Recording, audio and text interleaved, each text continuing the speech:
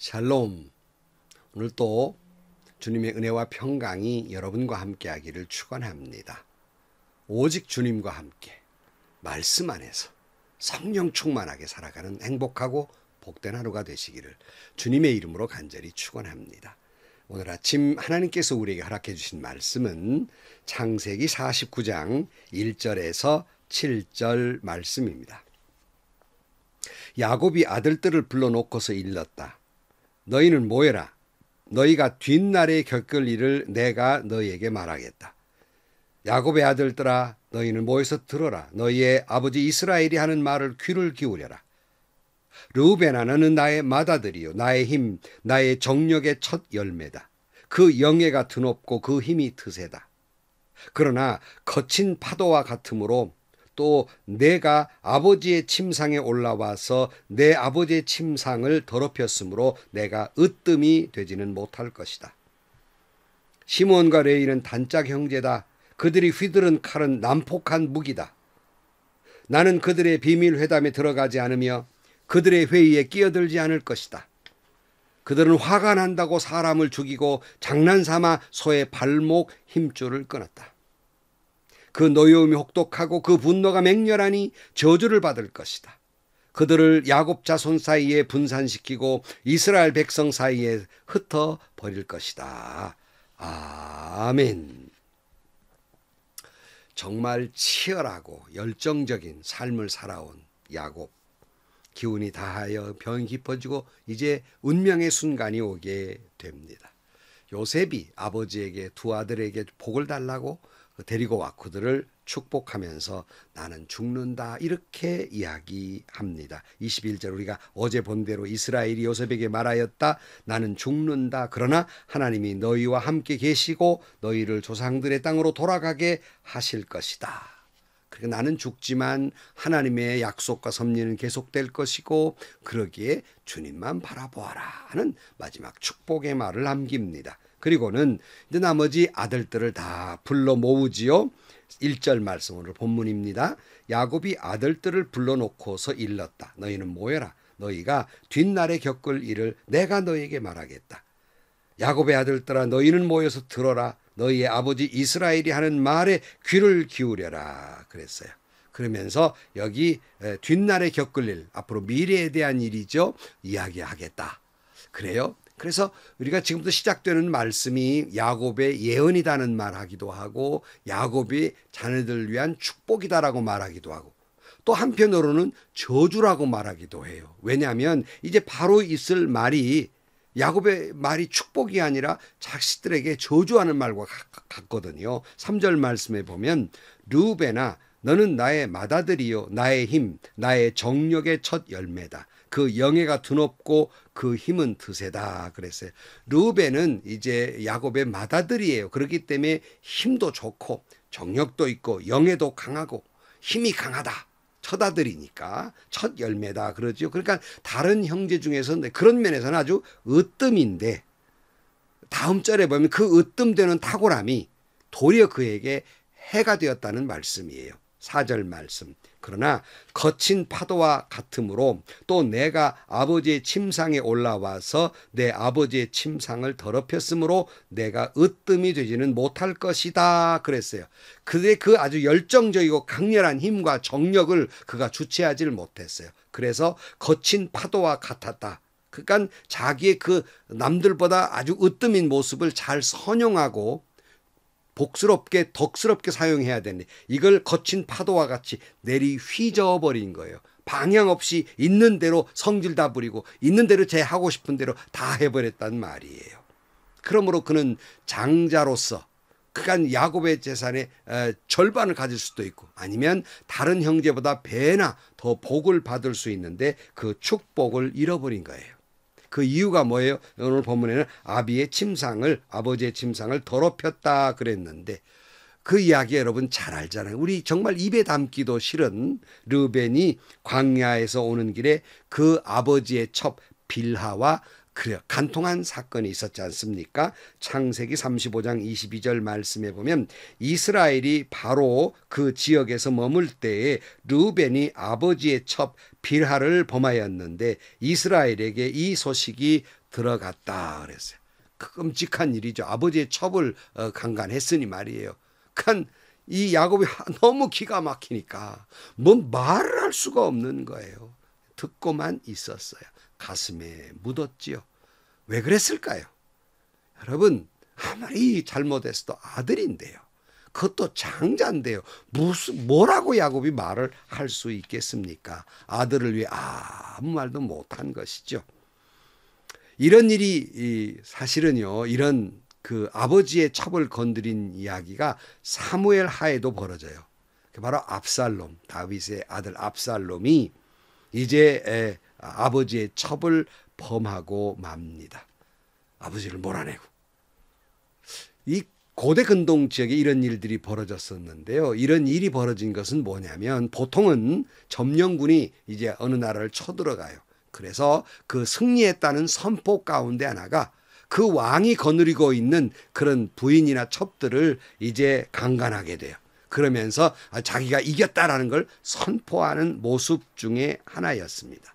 그렇다면 르우벤이 아버지의 첩을 범했다고 하는 것은 아버지를 향해서 점령군처럼 행동했다는 거예요. 그러니까 아버지는 힘이 없으니까 내가 이제 어른입니다. 뭐 이런 것이에요. 내가 왕입니다. 뭐 이런 표현이었습니다. 르우벤, 그 못될 짓을 한 그 르우벤. 근데 그 자신의 죄가 아버지가 입을 딱 다무니까 별 탈 없이 지나간 것 같았습니다. 그런 죄를 잊어버렸어요. 40년이나 흘렀습니다. 그런데 야곱은 아들들을 모아놓고 그 마음속에 있는 슬픔, 상처, 이것을 예언적으로 말하고 있는 거예요. 너는 맏아들이지만 으뜸이 되지 못할 것이다. 죄가 드러나는 거예요.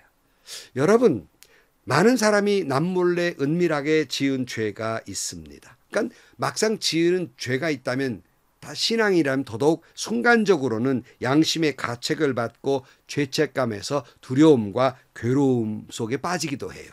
그러나 이것이 계속되거나 시간이 지나면 죄에 대해서 잃어버리게 되고 회개하지 아니하고 끝내는 정당화시키려고 하고 마는 거예요. 그러나 여러분, 그 죄는 이처럼 예기치 않는 순간에 내가 생각지도 않는 방법으로 튀어나오게 돼 있습니다.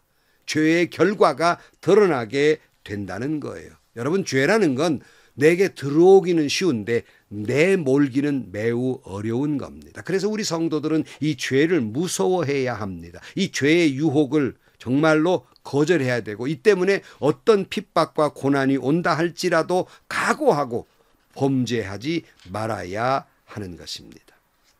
사랑하는 성도 여러분, 오늘 이 빼앗긴 축복의 내용을 그냥 읽고 듣고 지나가기 말기를 바랍니다. 나의 숨은 죄를 회개하고 다시 한번 죄악을 두려워하는 기회가 되기를 바랍니다. 창세기 4장 7절에 이런 말이 있었어요. 내가 올바른 일을 하였다면 어찌하여 얼굴빛이 달라지느냐. 내가 올바르지 못한 일을 하였으니 죄가 너의 문에 도사리고 앉아서 너를 지배하려고 한다. 너는 그 죄를 잘 다스려야 한다. 이거 무슨 내용이에요? 가인이 아벨을 죽였는데 아무도 모르게 죽였어요. 근데 그 죄가 내 문 앞에 엎드려 있다는 거예요. 그 죄가 너를 지배하려고 한다는 거예요. 항상 그 죄를 지고 살아야 한다는 거예요. 죄가 따라다닌다는 거예요. 죄의 고착성이에요. 그러나 회개하지 않으면 이 죄가 우리에게 딱 붙어서 그대로 있는 게 아니라 이 죄는 점점 불어나게 돼 있어요. 성장한단 말이에요. 야고보 1장 15절 말씀. 욕심이 잉태하면 죄를 냈고 죄가 자라면 죽음을 낳습니다. 죄가 자라나요, 내 속에서. 이사야 59장 1절 말씀. 주님의 손이 짧아서 구원하지 못하는 것도 아니고 주님의 귀가 어두워서 듣지 못하는 것도 아니다.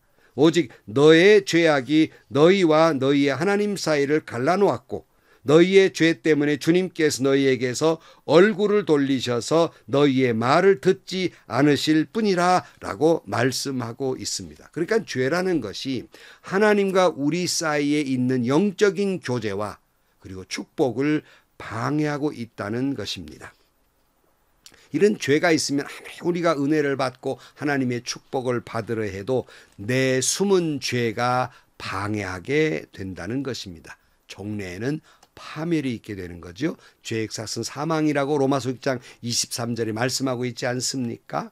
그래서 르우벤은 그 죄로 말미암아서 장자의 축복을 잃어버리고 맙니다. 자, 그 다음 5절 말씀. 시므온과 레위 이야기예요. 시므온과 레위는 다 단짝 형제다. 그들이 휘르는 칼은 난폭한 무기이다 그랬어요. 이들이 형제다 그래. 사실은 레아의 자녀들인데요. 레아가 낳은 아들들은 르우벤, 유다, 이사갈, 스불론, 시므온, 레위예요.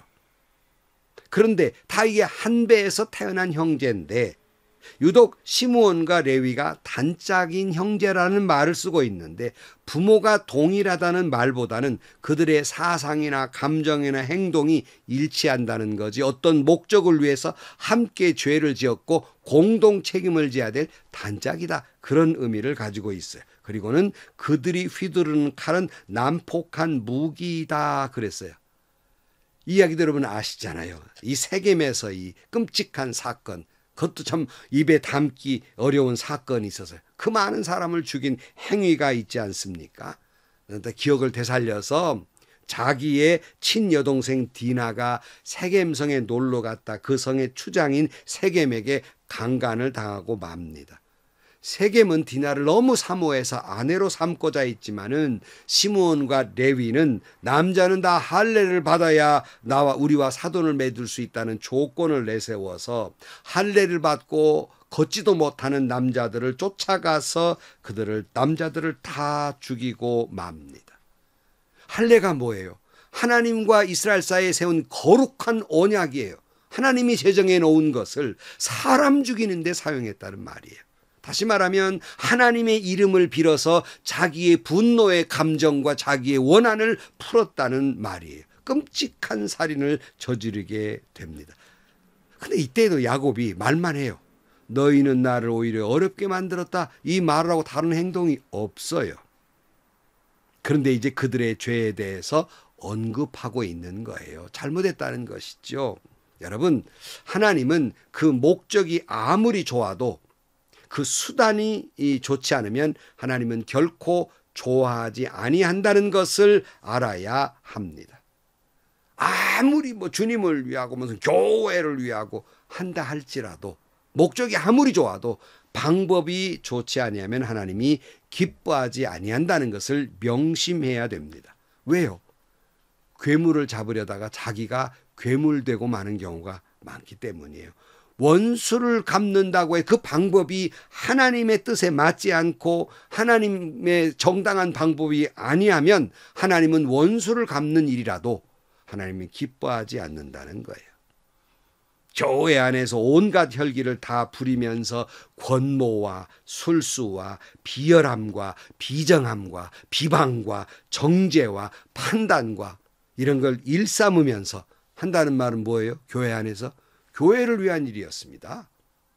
주님의 말씀을 지키기 위한 일이었고 정의를 위한 일이었습니다. 주님의 일을 위한 일이었습니다 하고 핑계를 댑니다. 그리고는 자신의 잘못과 부끄러움을 정당화하려 합니다.